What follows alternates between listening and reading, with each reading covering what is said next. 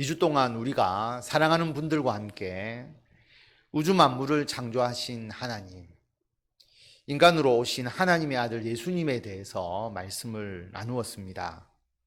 우리가 믿고 섬기는 신이 누구인지에 대해서 살펴보았습니다. 오늘은 인간에 대한 말씀, 저와 여러분에 대한 말씀을 나누고자 합니다. 하나님께서 우주 만물을 창조하신 것은 보기 좋으라고 만드신 것이 아닙니다. 우리 인간이 잘 살도록 만드셨습니다. 우리를 위해서 우주 만물이 만들어졌습니다. 진화론에서는 저절로 우연히 우주 만물이 생겼다. 사람도 우연히 저절로 작은 미생물에서 진화되어서 도마뱀도 되고 사자도 되고 원숭이도 되고 사람도 되었다. 사람과 원숭이는 공통 조상에서 진화되었다고 그렇게 말합니다. 진화론에서 사람과 원숭이의 뿌리는 같다고 합니다. 도마뱀도 원숭이도 사람도 모두 우연히 저절로 생긴 것이다.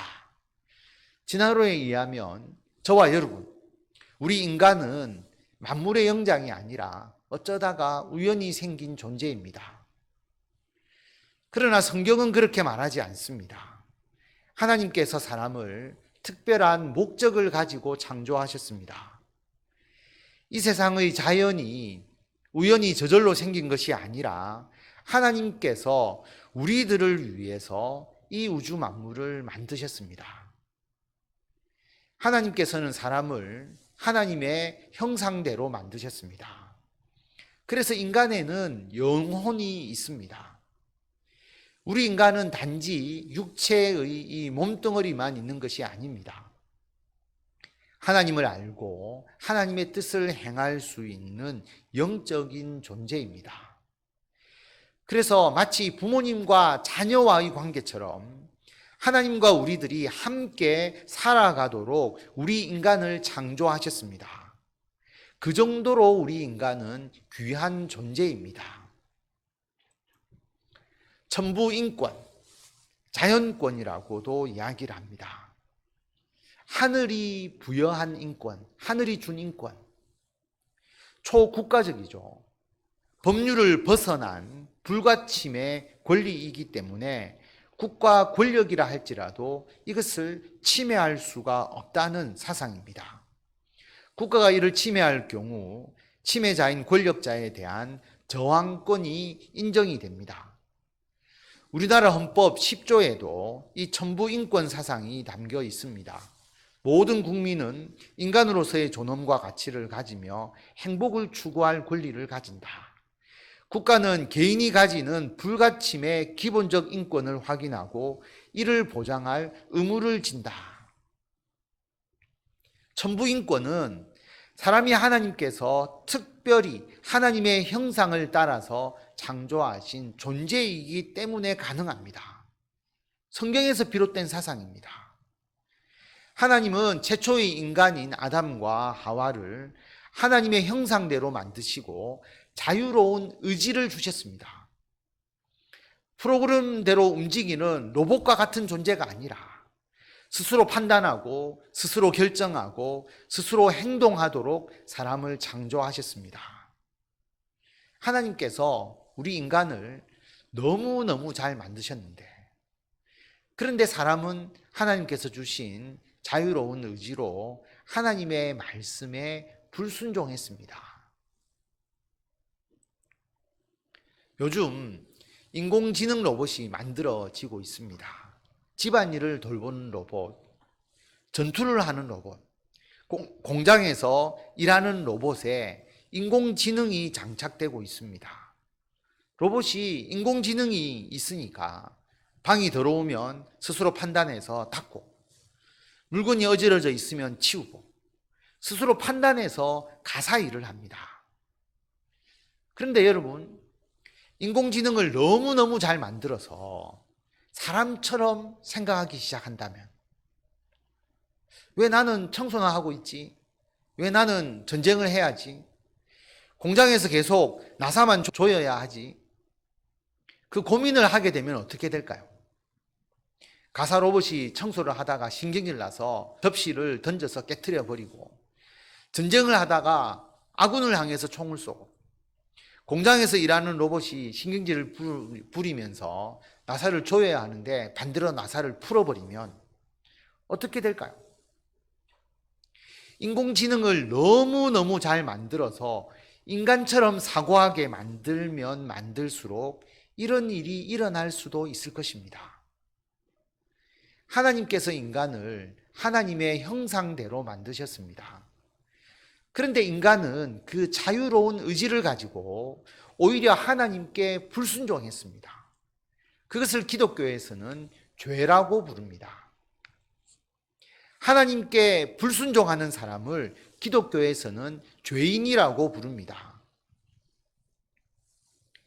교회 안 다니시는 분들도, 전도하시는 분들이 여러분은 죄인입니다, 이렇게 말하는 것을 한 번쯤은 들어보셨을 것입니다. 들으면 기분 나쁘시죠? 내가 왜 죄인이냐? 나쁜 짓 한 것도 없는데. 기독교에서 죄라는 표현은 하나님께 대한 불순종입니다. 죄에 대해서 세상 사람들과 기독교의 용어가 완전히 다릅니다. 하나님께 대한 불순종이 죄입니다. 여러분, 하나님의 말씀에 순종하고 계십니까? 아니시죠? 하나님을 모르는 것도, 하나님의 말씀을 듣지 않는 것도, 하나님의 말씀을 아는데 지키지 않는 것도 모두 하나님께 불순종한 것입니다. 그래서 죄인입니다. 저 정승진 목사도 죄인입니다. 오늘 예배드리는 해운대 소정교회 성도 모두가 죄인입니다. 처음 예배에 참석하신 분들, 나는 하나님 앞에 죄인입니다, 고백하실 수 있으십니까? 하나님, 저는 죄인입니다. 이 고백이 마음속에서 깊이 우러러나야 정말로 하나님을 제대로 믿으시는 것입니다. 하나님께 대한 불순종, 죄의 결과는 무엇입니까? 로마서 5장 12절에 보면 죄로 말미암아 사망이 들어왔나니 이와 같이 모든 사람이 죄를 지었으므로 사망이 모든 사람에게 이르렀느니라. 죄의 결과는 사망입니다. 로마서 6장 23절에는 죄의 삭은 사망이다. 죄의 대가는 사망입니다. 인공지능 로봇이 사람에게 방귀를 들면 로봇을 만든 사람이 그 로봇을 어떻게 하겠습니까? 부셔버리겠죠. 작동을 중단시켜 버릴 겁니다. 하나님께 대한 인간의 불순종의 대가는 사망입니다. 하나님께서 인간의 불순종을 그냥 놔두어서는 안 됩니다. 여러분의 자녀가 여러분에게 불순종하고 잘못하는 것을 그냥 못 본 채 합니까? 자녀의 잘못을 방치하면 자녀를 망치는 일입니다. 하나님께 불순종하면 사람에게 결코 이롭지 않습니다. 사람이 잘못된 길로 갑니다. 사람을 망치는 길입니다. 그러므로 하나님께서 불순종의 대가를 치르게 하셔서 우리의 죄를 깨닫게 하십니다. 하나님께서 우리의 불순종에 대해서 벌하시고 바로잡는 것은 옳은 일입니다. 그런데 죄의 대가는 우리의 육체가 죽는 것으로 끝나지 않습니다. 사람이 이 몸뚱어리만 있는 것이 아니지 않습니까? 사람은 하나님의 형상을 따라서 지어진 영적인 존재입니다. 그러므로 불순종, 죄의 결과는 육체적인 사망뿐만 아니라 영혼에 이르기까지 영원한 형벌을 받습니다. 하나님에 대한 불순종의 문제는 결코 대수롭지 않은 일입니다. 우리 인생의 모든 결과를 좌지우지하는 것입니다. 우리가 참 열심히 살고 좋은 일도 하고 의미 있는 삶을 살려고 했는데 하나님을 모르는 삶, 하나님의 말씀에 불순종해서 하나님 보시기에 잘못된 삶을 살았다면 얼마나 허망합니까? 특히 우리 모든 인간은 반드시 한 번 죽습니다. 아무리 평균 수명이 길어졌다고 해도 우리에게 죽음의 시간이 점점 다가오고 있는데, 나의 삶이 하나님께 순종하는 삶인지 불순종하는 삶인지에 대해서 무감각하게 살아간다면 정말 어리석은 행동이지 않겠습니까? 지난 2주 동안의 예배를 통해서 우리는 우주 만물을 창조하신 하나님을 알게 되었고 하나님을 창조주로 믿습니다. 2000년 전에 이스라엘에서 활동하신 예수님을 하나님의 아들, 신이신데 인간으로 오신 분으로 믿습니다. 그러므로 오늘 예배 드리시는 모든 분들은 이제부터 하나님과 예수님께 순종하는 삶이 무엇인지를 아시고 불순종에서 순종으로 삶이 변화되셔야 합니다. 하나님께 순종해야 한다고 하나님의 말씀대로 다 모두 전부 행해야 한다면 아무도 하나님께 순종할 수 없을 것입니다. 이 성경 말씀을 모두 다 지켜라. 아무도 모두 못 지킵니다. 하나님께서 이 모든 성경 말씀을 그대로 다 지켜라. 그리고 거기에 대해서 불순종하는 자에게 내가 벌을 내리겠다. 그렇게 말씀하시는 분이라면 하나님께서 마치 검사와 같이 우리들의 죄를 다 들추어내고 판사와 같이 우리에게 형벌을 선고하시는 그런 분이시라면 우리 인간과 하나님과의 관계는 어떻게 될까요? 우리는 하나님을 매우 어려워하고 두려워하며 결코 하나님과 가까이 갈 수 없는, 하나님과 함께 살아갈 수 없는 관계가 될 것입니다. 그런데 여러분, 하나님은 그런 분이 아닙니다. 왜냐하면 우리는 하나님의 형상을 따라서 지음받은 인간입니다. 하나님은 우리의 부모와도 같으신 분입니다. 아무리 자녀가 잘못을 해도 부모는 자녀를 사랑하고 품어줍니다. 부모는 자녀가 불순종하면 호통치고 벌을 내리기도 하지만 자녀가 올바른 길을 가도록 끝까지 품어줍니다. 그것이 부모이지 않습니까? 하나님도 마찬가지입니다. 로마서 3장 23절에 보면 모든 사람이 죄를 범하였음에 하나님의 영광에 이르지 못하더니, 하나님께서 인간에게 주신 자유로운 의지로 모든 사람이 하나님께 불순종했습니다. 그 죄의 결과 사망이 있습니다. 죽고 난 후에도 영원한 형벌이 있습니다. 그런데 하나님께서는 이 죄에 대한 해결을 인간에게 떠맡기지 않았습니다. 로마서 3장 23절 모든 사람이 죄를 범하였음에 하나님의 영광에 이르지 못하더니 그리스도 예수 안에 있는 속량으로 말미암아 하나님의 은혜로 값없이 의롭다 하심을 얻은 자 되었느니라. 하나님께서는 불순종에 대한 해결을 인간에게 떠맡기지 않으셨습니다. 하나님께서 직접 그 문제를 해결하셨습니다. 하나님의 아들 예수님께서 인간으로 이 세상에 오셔서 십자가에서 죽으심으로 우리 인간의 죄를 대속하셨습니다. 대속, 사전적 의미는 다른 사람의 죄를 대신하여서 벌을 받거나 대신 속죄하는 것.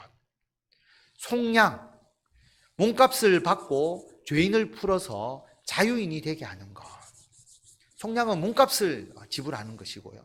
대속은 다른 사람의 죄를 대신해서 대신 속죄하거나 벌을 받는 겁니다. 우리 인간은 스스로 우리의 불순종의 문제를 해결할 수가 없습니다. 여러분, 죄 짓지 않고 살 자신이 있으시면 이 성경 말씀 그대로 살면 됩니다. 하나님의 말씀 거부하지 않고, 하나도 거부하지 않고 순종하시면 됩니다. 나는 부모님의 말씀에 100% 순종하는 효자다. 자신 있게 선언하실 수 있는 분이시라면 가능성이 있습니다. 그러나 저는 불행하게도 100% 효자다, 부모님 말씀에 100% 순종했다고 감히 말할 수가 없습니다. 당연히 하나님의 말씀도 100% 순종하지 못합니다. 1%를 순종하지 못하든지 10%를 순종하지 못하든지 50%를 순종하지 못하든지 똑같이 불순종한 것입니다. 그런데 저의 선친이나 어머니는 저를 효자라고 여기십니다. 제가 완벽하게 순종해서가 아니라 부모님이 저를 사랑하시기 때문에 그냥 저를 효자라고 여겨주시는 것입니다. 하나님은 이토록 불순종하는 우리들을 사랑하셔서 이 죄인을 위해서 하나님의 아들 예수님의 십자가의 죽음을 통해서 우리들의 죄를 대속하시고 속량하셨습니다. 로마서 3장 23절, 모든 사람이 죄를 범하였음에 하나님의 영광에 이르지 못하더니 그리스도 예수 안에 있는 속량으로 말미암아 하나님의 은혜로 값없이 의롭다 하심을 얻은 자 되었느니라. 속량, 예수님께서 십자가의 죽음을 통해서 우리들의 죄값을 대신 치르셨습니다. 그래서 우리는 값없이, 아무런 대가 없이 의롭다 하심을 얻었습니다. 우리가 잘한 것이 아닙니다. 우리가 의로운 자 아닙니다. 우리는 불순종한 죄인입니다. 그런데 예수님께서 죄값을 대신 치르셨습니다. 대속, 속량. 그래서 우리는 아무런 값 없이 의롭다 하심을 얻은 것입니다. 하나님께서 우리를 의롭다고 여겨주셨습니다. 여러분, 죄를 가볍게 여기서는 안 됩니다. 죄의 대가는 분명히 매우 엄중하고 무시무시합니다. 그러나 죄를 지었는데도 불구하고 그러한 벌을 받지 않는 방법이 있는데 바로 대속, 속량입니다. 하나님께서 죄를 그냥 슬쩍 눈 감아 줄 수 있는 분이 아니시기 때문에, 공의의 하나님, 정의의 하나님이시기 때문에 죄에 대한 형벌은 반드시 있어야 하는데 그 형벌을 다른 대상이 받는 것이죠. 그것이 대속입니다. 그래서 예수님 이전에는 소나 양이나 염소나 비둘기나 이것이 제물이 되어서 죄 지은 사람을 대신하여서 죽임을 당하고 불태워졌습니다. 예수님의 십자가 대속이라는 이 표현이 갑자기 이루어진 일이라면 가짜입니다. 예수님께서 십자가에서 죽으신 이후에야 제자들이, 그때서야 예수님이 모든 사람을 대신하여 죽은 것이라고 말한다면 거짓말입니다. 사후에 거창한 의미를 거짓으로 갖다 붙인 것이죠. 그런데 하나님께서는 인간의 불순종이 시작된 때부터 대속을 가르치셨습니다. 하나님께서는 사람들이 죄를 지을 때부터 짐승을 죽여서 대신 죄를 대속하게 하셨습니다. 특별히 예수님께서 오시기 전 약 1200년 전에 하나님께서 모세를 통해서, 모세는 여러분이 잘 아시지 않습니까? 이스라엘 백성들을 이집트의 노예에서 해방시킨 지도자. 하나님은 그 모세를 통해서 죄의 대속을 위한 방법을 체계화시키셨습니다. 소나 양이나 염소나 비둘기를 대신 죽여서 죄에 대해서 대속받는 구체적인 절차까지를 가르쳤습니다. 소나 양이나 염소나 비둘기가 뭐 대단한 존재입니까? 그것을 죽인다고 어떻게 사람의 죄가 용서를 받습니까? 하나님께서 그렇게 하면 죄를 용서해 주시겠다라고 말씀하셨으니까 그것이 의미가 있는 것입니다. 사람이 손을 제물 위에 얹습니다. 사람의 죄를 이 제물이 대신한다는 의미를 가지는 것이죠. 그리고 그 제물을 죽이고 불태웁니다. 이 대속의식이 이루어지는 곳은 오직 단 한 곳, 이스라엘의 성막, 성전입니다. 성막은 성전이 지어지기 전에 천막으로 만들어진 곳을 말하는 것이고요. 성전은 솔로몬 왕 때에 건물로 지어진 것을 말합니다. 이 성막과 성전 주변에는 항상 피비린내가 진동했을 것입니다.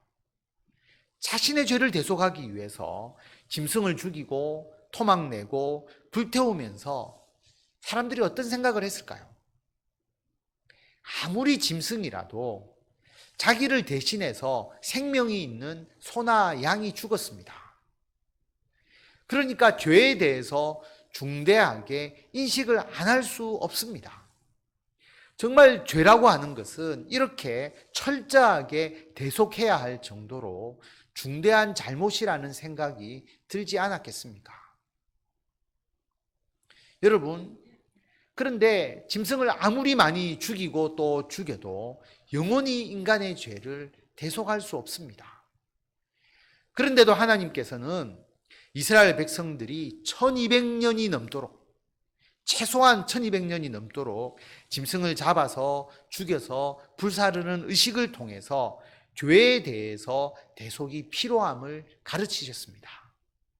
왜냐하면 바로 이러한 죄를 대속하는 의식이 예수님의 십자가의 대속을 이해할 수 있도록 하는 준비 과정이기 때문입니다. 하나님은 하나님의 아들 예수님을 인간으로 이 세상에 보내셔서 십자가에서 죽게 하셨습니다. 예수님은 하나님의 아들 신이신데 인간으로 이 세상에 오셔서 기꺼이 십자가의 죽음을 통해서 우리의 죄를 대속하셨습니다.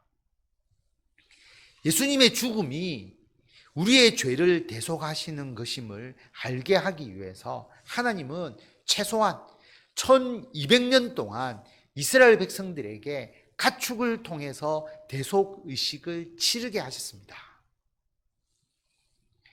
마태복음 20장 28절에 보면 예수님께서 하신 말씀이 나옵니다. 인자가, 예수님은 자신을 지칭할 때 쓰신 표현이죠. 인자가 온 것은 섬김을 받으려 하는 것이 아니라 섬기려 하는 것이다. 그리고 자기 목숨을 많은 사람의 대속물로 주려 합니다. 제가 오늘 설교를 통해서 대속에 대해서 거듭 말씀을 드렸지만 아마도 아직 대속물이라고 하는 그 의미를 쉽게 이해하지 못하실 것입니다. 그런데 이스라엘 사람들은 이 대속물이라는 말씀을 너무나도 생생하게 뼛속 깊이 느낄 수 있습니다. 1200년 동안 가축을 제물로 하여서 그 피 흘림과 불태움을 통해서 대속의식을 치러왔기 때문입니다. 이제 예수 그리스도의 십자가의 죽음과 부활 이후에는 더 이상 짐승을 제물로 해서 대속의식을 하는 것이 필요 없게 되었습니다. 예수님께서 단 한 번의 십자가의 죽음으로 영원한 대속을 완성하셨습니다. 예수님은 하나님의 아들이시지 않습니까? 죄가 없습니다. 가장 거룩하고 정결한 대속 제물입니다. 예수님 외에 우리 인간의 모든 죄를 대속할 수 있는 대속 제물이 없습니다. 우리의 죄를 우리가 결코 없앨 수도 없습니다. 그렇다고 우리가 죄짓지 않고 하나님께 불순종하지 않고 살 수도 없습니다. 우리의 죄는 오직 하나님께서 우리의 죄를 용서하심으로 해결됩니다. 우리의 불순종에도 불구하고 하나님께서 예수님의 십자가 대속을 믿는 우리를 의롭게 여기심으로써 우리는 비로소 죄인이 아니라 의인이 됩니다. 요한복음 3장 16절 말씀 다 같이 한 목소리로 읽겠습니다. 하나님이 세상을 이처럼 사랑하사 독생자를 주셨으니 이는 그를 믿는 자마다 멸망하지 않고 영생을 얻게 하려 하심이라. 아멘. 우리는 하나님께서 창조하신 인간입니다. 우리 인간을 위해서 우주 만물, 온 세상을 주셨습니다. 그러므로 하나님은 우리와 온 세상을 사랑하십니다. 하나님은 저와 여러분이 하나님께 불순종하지 않고 하나님과 더불어 행복하게 살아가기를 원하십니다. 우리가 우리 죄의 문제를 해결할 수 없으니까 하나님께서는 하나님의 독생자 예수님을 이 세상에 보내셨습니다. 그리고 우리 죄를 대신하여서 대속 제물이 되게 하셨습니다. 그리고 우리의 죄를 속량하셨습니다. 우리나라의 법에도 아무리 죄를 지은 사람도 그와 관련된 사람이 죽으면 공소권 없으므로 그 죄를 더 이상 묻지 않습니다. 그런데 우리들의 죄를 대신하여서 하나님의 아들 예수님께서 인간으로 이 세상에 오셔서 십자가에서 죽으셨습니다. 우리가 겪어야 할 처절한 죽음을 예수님께서 대신 죽으셨습니다. 십자가에 매달려 천천히 죽어가는 그 고통을 당하셨습니다. 그래서 하나님께서 예수님의 십자가의 대속을 믿는 자에게는 공소권 없음 선언하십니다. 예수님께서 나를 위해서 십자가에서 대신 죽으셨다. 예수님께서 나를 위해 대속하셨다.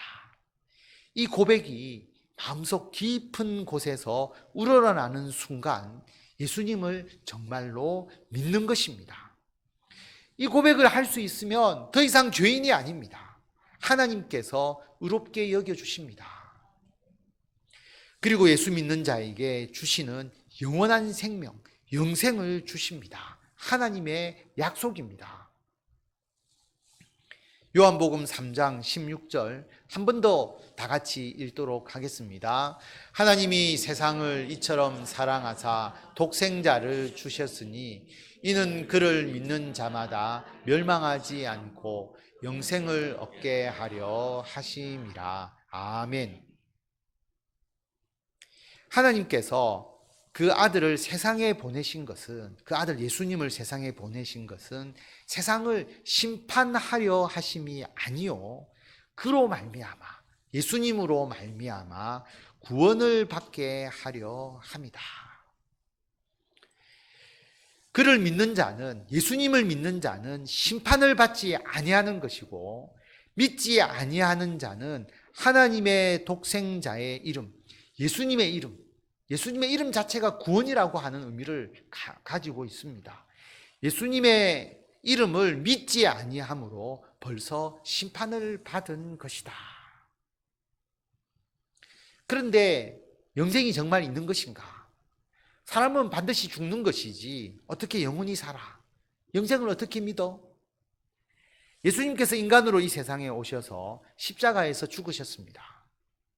우리의 죄를 대속하시고 3일 만에 부활하셨습니다. 다시 살아나셨습니다. 그래서 우리도 예수님처럼 부활해서 영원한 생명을 누림을 예수님께서 직접 몸소 보여주셨습니다.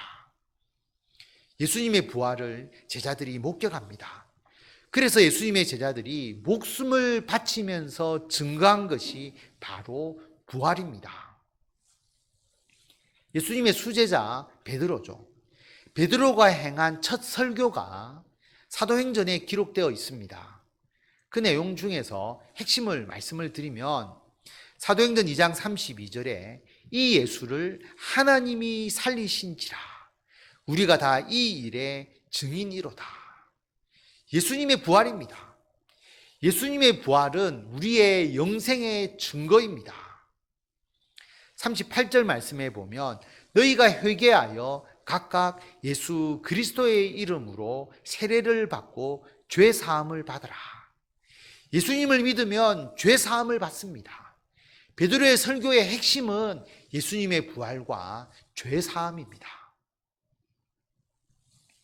성도 여러분, 그리고 오늘 영상을 통해서 사랑과 행복의 초대에 참여하신 우리가 사랑하는 분들, 3주 동안 우리는 하나님에 대해서, 예수님에 대해서, 그리고 예수님을 믿음으로 얻는 영생, 구원에 대해서 살펴보았습니다.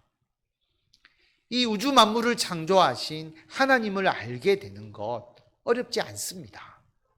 하나님께서 만드신 이 세상을 면밀하게 살펴보십시오.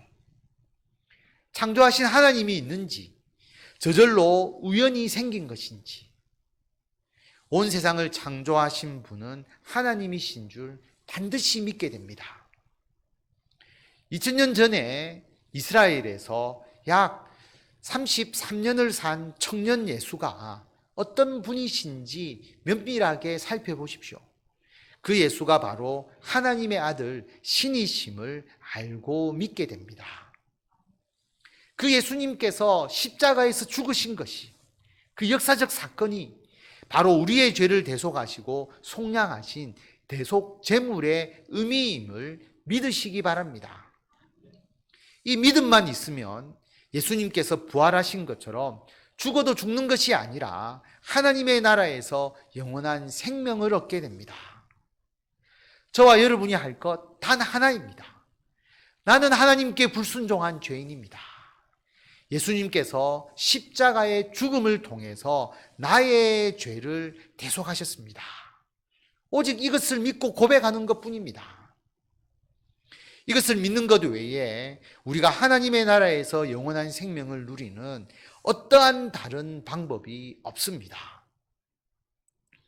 한 번 더 우리가 한 목소리로 다 같이 읽도록 하겠습니다. 하나님이 세상을 이처럼 사랑하사 독생자를 주셨으니 이는 그를 믿는 자마다 멸망하지 않고 영생을 얻게 하려 하심이라. 아멘.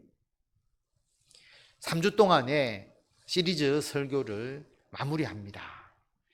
12월 25일 성탄절 예배는 우리가 기쁨과 감사의 찬양으로 하나님께 예배를 드립니다.